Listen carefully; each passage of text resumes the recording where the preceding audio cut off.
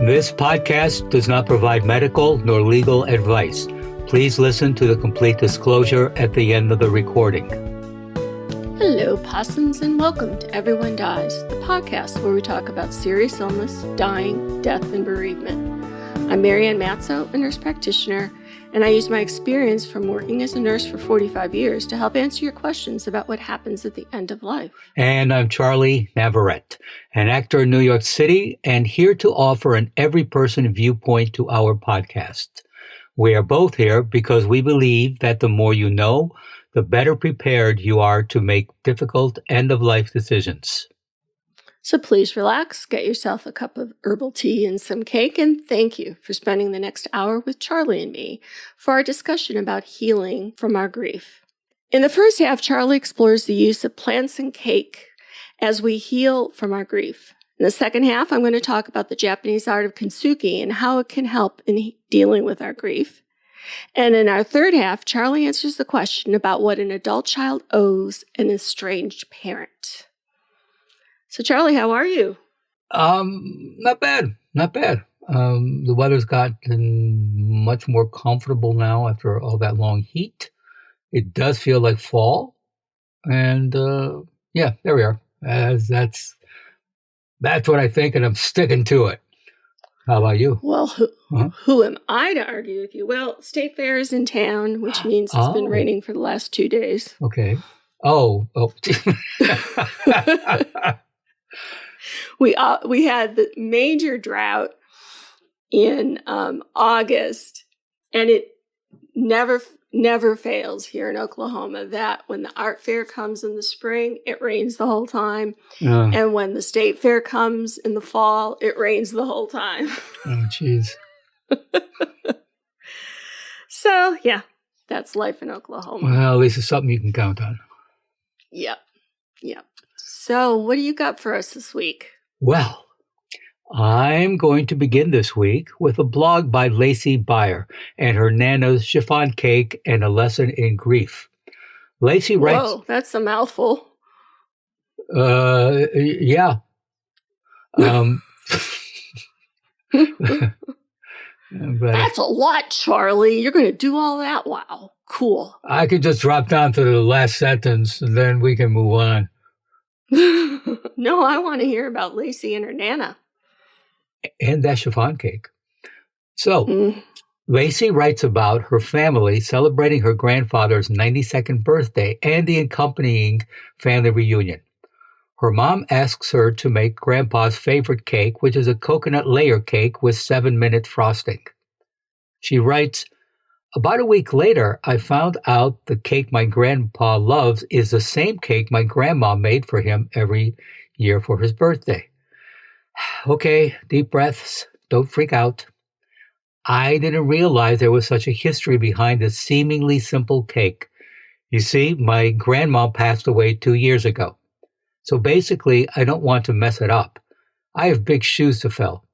Actually, small shoes are more like it since my grandma was a very petite woman, but you get the point. So, to embrace this experience, I asked my mom if she could get me my grandma's old recipe. After a few phone calls to my aunts, she found it. Apparently, the coconut cake recipe was a golden chiffon cake with coconut flakes. If you're interested, you can find it in the 1976 Better Homes and Gardens cookbook. It's right there on page 138, my grandma's recipe. As I stood in my kitchen baking this practice cake, I couldn't help but picture my grandma's kitchen, as if I was baking with her. Every so often, I would remove bits and pieces of different times in my life, standing with my grandma and making food in her kitchen. At one point, I looked down to the floor where my daughter was playing with some plastic containers, and I became profoundly sad. It suddenly hit me that Jordan will never meet her great-grandma. This made me sad in a way I hadn't anticipated.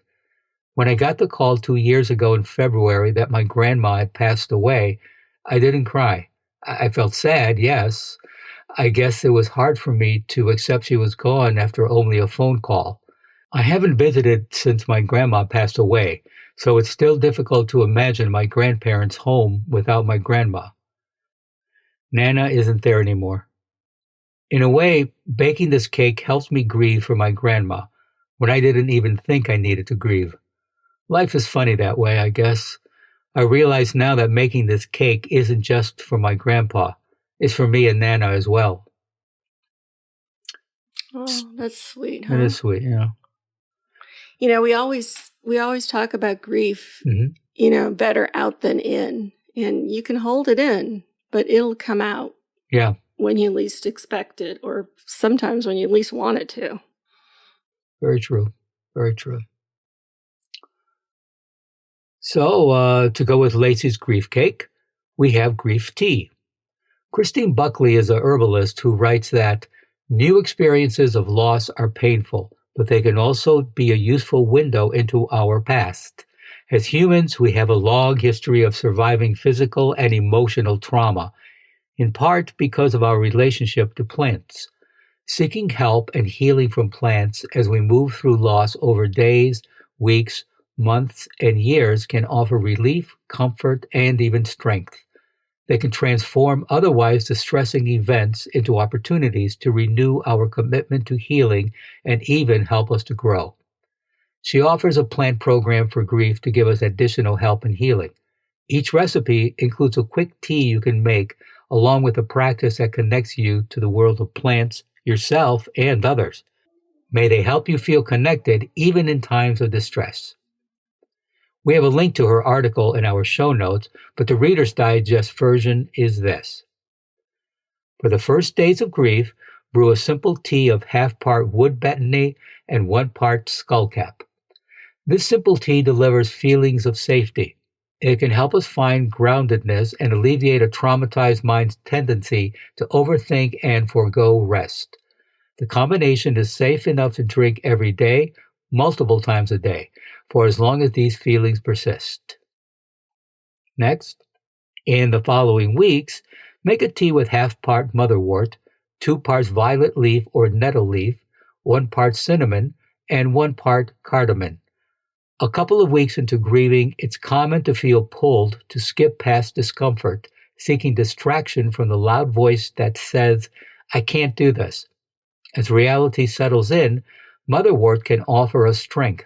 It can remedy the restlessness that persists as its nutritive properties work to strengthen our hearts and our stomachs, building up the systems that sustain us.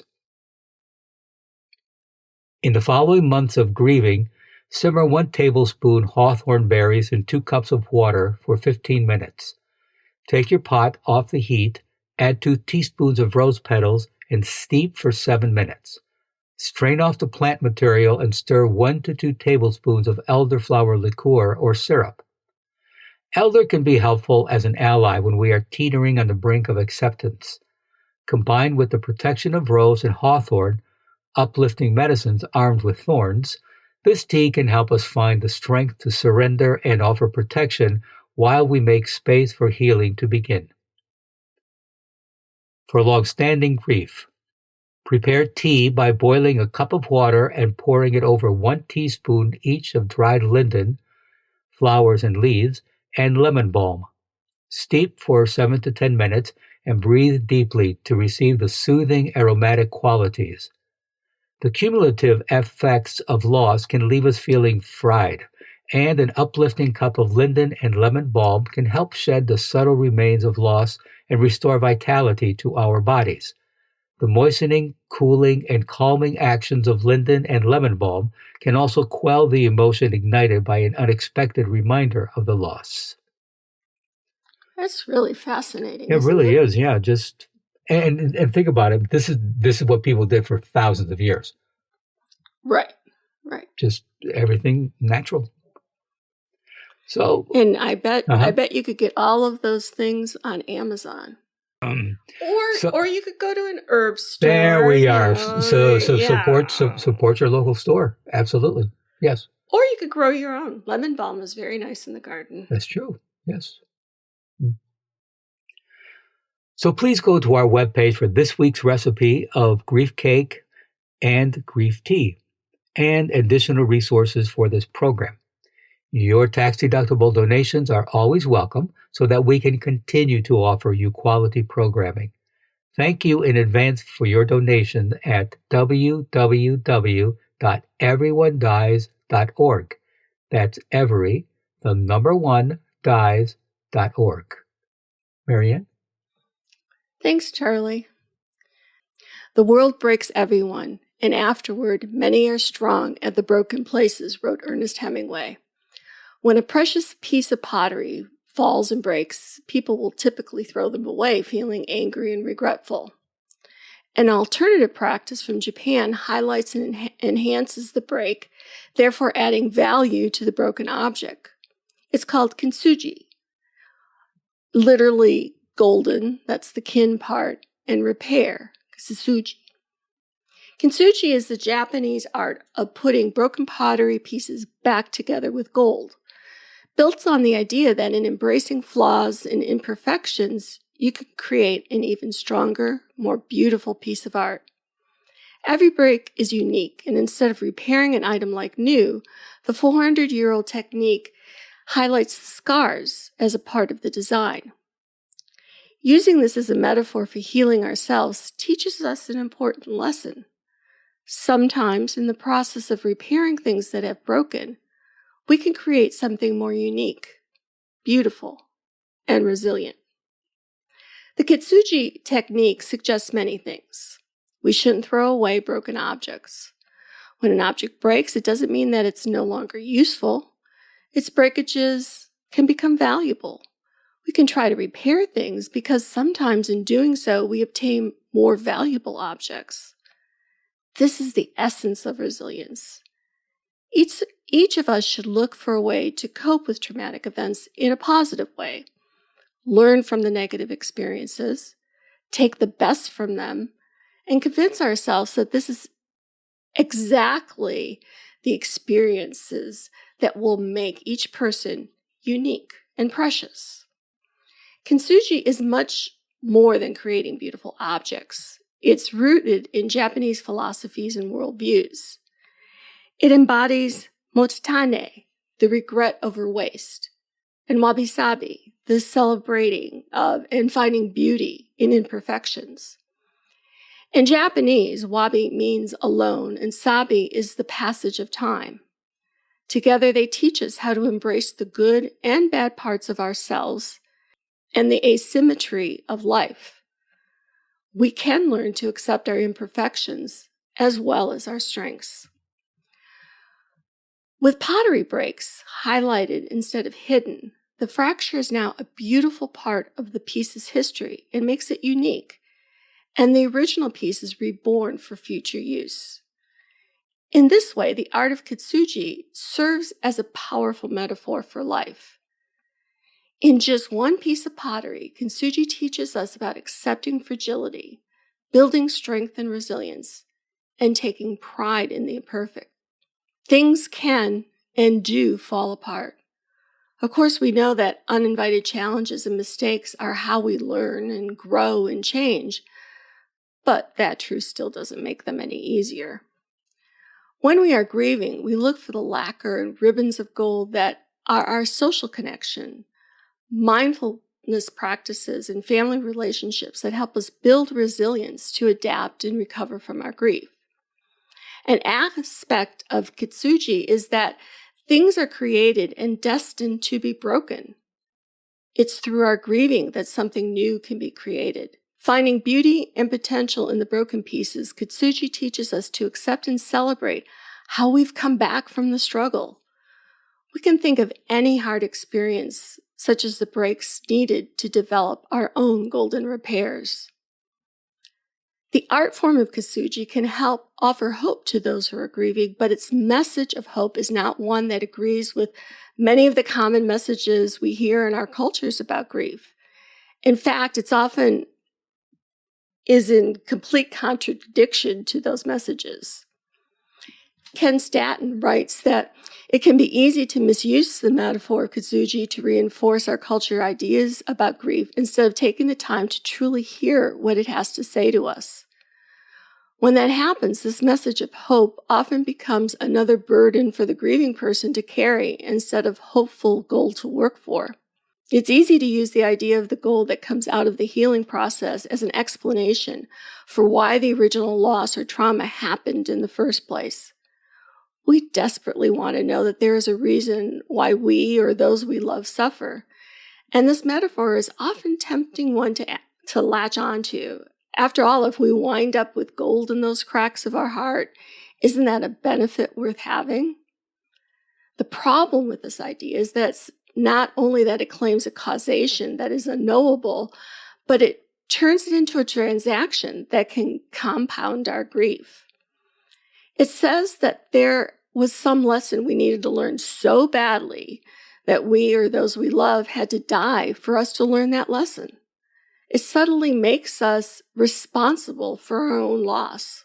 The truth is, just because our healing from a loss or trauma can become gold that we value does not make it the cause of what happened.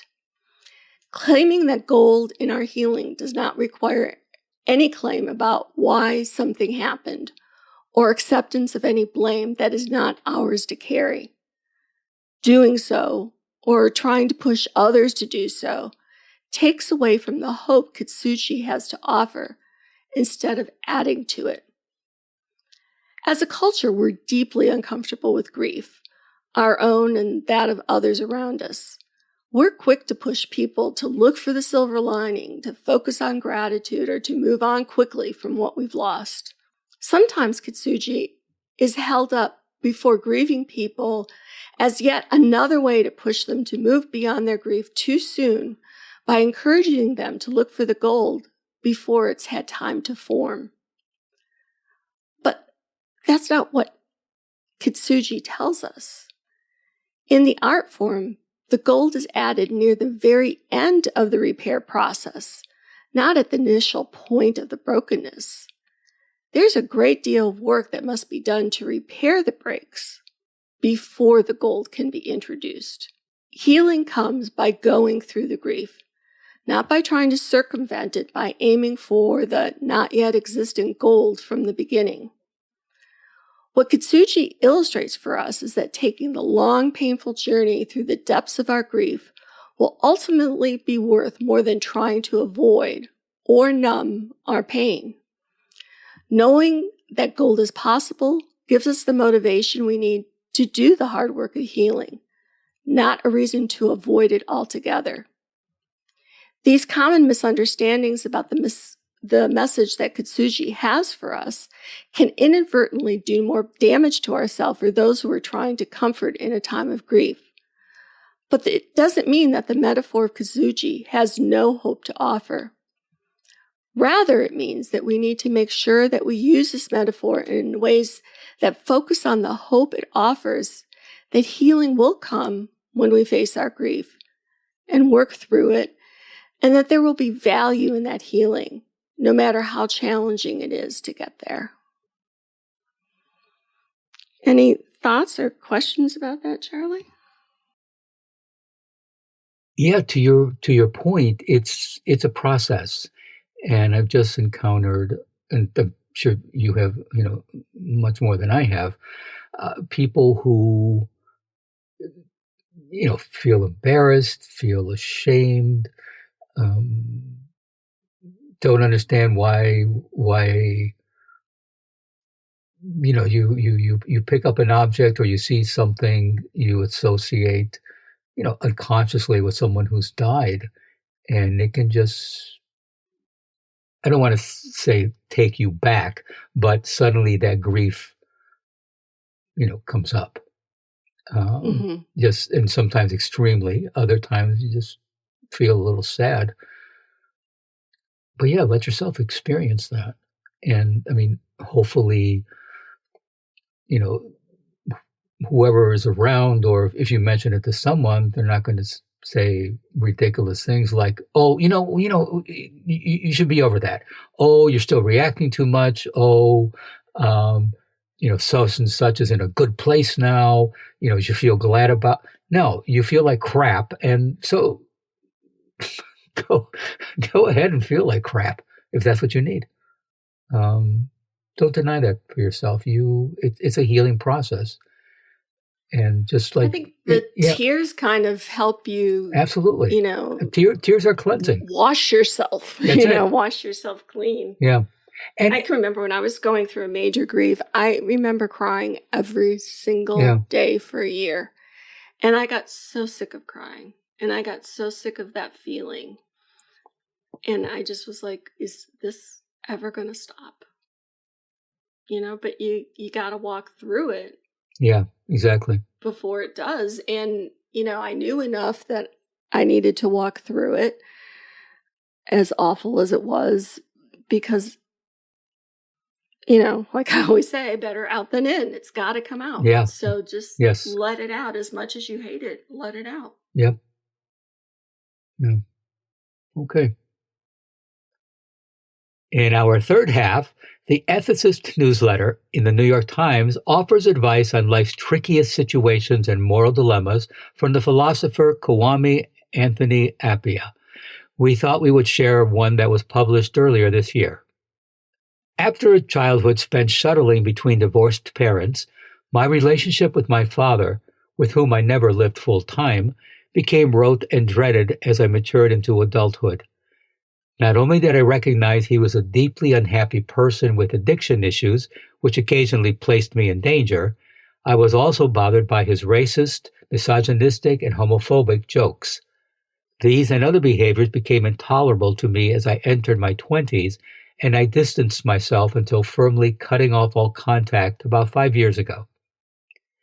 I do not miss him and have never regretted that choice. Moreover, and maybe this marks me as a cold individual, I no longer have contact with his side of the family. We were never close and shared no warmth. My father's sibling, however, died recently, and while I have no concerns that I was unable to say goodbye to him, I have found myself wondering what I will do and feel when my elderly father passes. I don't even know who would arrange his funeral, etc. Ethically speaking, what do I owe to a parent whom I have no contact with, do not respect, and never wanted to see again? Wow, that's a hard one, isn't it? No, not at all. Nothing. Well, there, folks, you can see the difference between Charlie and I. I live in New York, baby. You gotta be tough to live here. No, I mean, I'm sorry. What obligation is here? I mean, this guy has made it very clear. No, the guy hasn't made anything clear. Well, his behavior's made it clear. Maybe he wasn't ready to be a father when he was ready to be a father, but she's the one who cut off the relationship, not him. But, right? Well, yeah, but it wasn't because for no reason. I mean, it was, the father was, what did I say, racist, misogynistic, homophobic jokes. They were never really close. He would put his kid in, what did he say? When putting kids in, well, I'm trying to find where it says, but basically, dangerous situations. Potentially danger, yeah. Yeah. So I'm sorry. What obligation is there? Well, I've long had students in nursing homes or even in hospitals taking care of these, older people who have nobody who's coming to visit them, and the students would say, "It's so sad. This guy has nobody who's visiting him. He's all alone, and he's such a sweet guy." And so I'd always have the conversation with them. It's like, well, we see a sweet guy. Right. But we don't know what came before and why he's alone now. And so let's kind of play it out for just a second and say, so maybe he's changed in some way. And he is, after all, her father. As she's thinking about this, wouldn't it be worthwhile for her to maybe go visit him and see, is there anything different? Is there Is there a relationship that could possibly be there? Yeah, he sounds like he was a real jerk when he was younger, but we all change. And maybe he did, and maybe he didn't. But she doesn't know. And if she's wondering now what's going to happen, isn't it better for her to go find out who he is now and then say, yep, I made the right decision? Do a prepaid funeral and tell the funeral home, don't call me when you need to do it. Or maybe she finds somebody she can relate to on some level.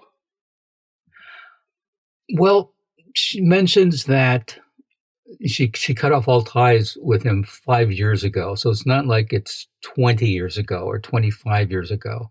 So, I mean, that's the other thing too. It's not, I mean, for me, so no.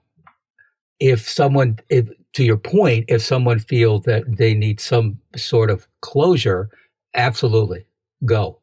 But if somebody doesn't feel that, then no. There is the thing to keep in mind, though. You may not feel any need to do anything, but after the guy dies, who knows? Maybe in several years you will have some sense, some thought that, oh, maybe I should have seen him one last time. As to what you are saying. And then it's too late. You don't get a do-over. Right. Yeah. All right. So what does the ethicist say? Well, let's take a look. Is he from New York or is he from Oklahoma? I don't know, but I'm gonna call him and find out right now. Excuse me, I'll be back. So, from the ethicist, we have duties to others that derive from the nature of our relationship with them. To have a relationship with someone that you value in itself, not for whatever benefits it may bring, is, as my colleague Samuel Scheffler has proposed, to see oneself as having special responsibilities to that person. Yet, this plainly isn't a relationship you value in any way. Do you then have any obligations to this man? Now, gratitude can oblige us to do things for people we dislike. And you might think you owe this man some gratitude because he helped raise you. You indicate, though, that his parenting was subpar. Some people hold that the bare fact that someone was your biological parent means you owe them something. You do, after all, owe them your existence. But it's much clearer that parents have responsibilities to the children they brought up into the world than it is that children have automatic responsibilities to their parents. And whatever duties we, as children, have to our parents seem limited when they have failed in their duties to us. Scheffler observes that, coming into the world, we all inherit a web of unchosen social relationships that give contours to our lives and influence us willy-nilly. To have retracted a personal tie is, he says, not the same as never having had it. Your ambivalence speaks to this. I'll grant that there's an argument for your taking care of your father's funeral, perhaps in recognition of the role he played in your life, and perhaps as a minimal act of gratitude for your existence. He doesn't have much call on you beyond that. There we are. Okay. So. Well, I hope that helps our listeners who are going through that. Yeah, I mean, I said nothing. There is no obligation, but that's me. And yeah, like what you had said, Marianne, just need to look if you, that person who is estranged or just does not have a close relationship, think beyond after the person dies. Are you going to regret or have second thoughts about not having dropped by, even just to say bye? So keep that in mind. Yes. Yep. Guilt's powerful. Yeah. Yes. Oh, yeah. Coming from two Catholic kids, we know about the guilt. Aye. And with that, please stay tuned for the continuing saga of Everyone Dies. And thank you for listening. This is Charlie Navarrete. And from the English poet and philosopher Samuel Taylor Coleridge, in his 2-line poem titled On a Volunteer Singer, writes, "Swans sing before they die. 'Twere no bad thing should certain persons die before they sing." And I'm Marianne Matzo, and we'll see you next week. Remember, every day is a gift. This podcast does not provide medical advice. All discussion on this podcast, such as treatments, dosages, outcomes, charts, patient profiles, advice, messages, and any other discussion are for informational purposes only and are not a substitute for professional medical advice or treatment. Always seek the advice of your primary care practitioner or other qualified health providers with any questions that you may have regarding your health. Never disregard professional medical advice or delay in seeking it because of something you have heard from this podcast. If you think you may have a medical emergency, call your doctor or 911 immediately. Everyone Dies does not recommend or endorse any specific tests, practitioners, products, procedures, opinions, or other information that may be mentioned in this podcast. Reliance on any information provided in this podcast by persons appearing on this podcast at the invitation of Everyone Dies or by other members is solely at your own risk.